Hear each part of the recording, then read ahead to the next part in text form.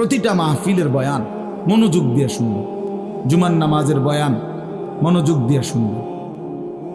যখনই ওলামায়ে কেরাম কথা বলে মনোযোগ দিয়ে শুনলে ধীরে ধীরে পরিবর্তন হয়। মানুষ একদিনে বদলায় না, এটা আমরাও জানি।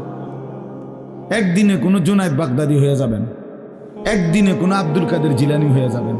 ওনারা নিজেরাও একদিনে হয় নাই, তা আপনি হবেন কেন? বুঝেন নাই? জুনায়েদ বাগদাদি এত বড় আল্লাহর ওলি হয়েছে একদিনে, তো বাইজিদ বুস্তামি এত বড় আল্লাহর ওলি হয়েছে একদিন, তো আপনি হবেন কেন? কাজে এইটা কোনো কথা না, কিন্তু শুনতে থাকলে, গুরুত্ব দিলে, আন্তরিকতা দিয়ে শুনলে একদিন আল্লাহ তাআলা বদলে দেয়, পরিবর্তন নসিব হয়।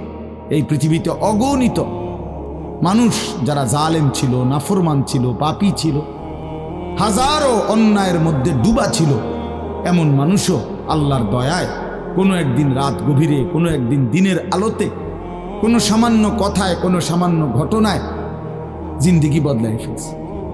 পিছনের জীবন থেকে তাওবা করে নতুন জীবন গ্রহণ করছে, আল্লাহ পাককে রাজি খুশি করে জামানার আউলিয়া হয়ে গেছে। এরকম বহু ঘটনা আছে, বহু ঘটনা। এই জন্য আমরা ইনশাআল্লাহ মনোযোগ দিয়ে আল্লাহর কথা, আমার বয়ান না শুধু সমস্ত আলেমদের বয়ান মনোযোগ দিয়ে শুনবেন। বলেন ইনশাআল্লাহ। কোরআন সুন্নাহর কথা মনোযোগ দিয়েই শুনবেন, দেখবেন বরকত হবে। যদি আমার এই কথা একজনে বুঝেন, আমি মনে করি এতটুকুই আমার লাভ। দুইজন বুঝলে দুইজনই লাভ। আল্লাহ আমাদেরকে তৌফিক দান।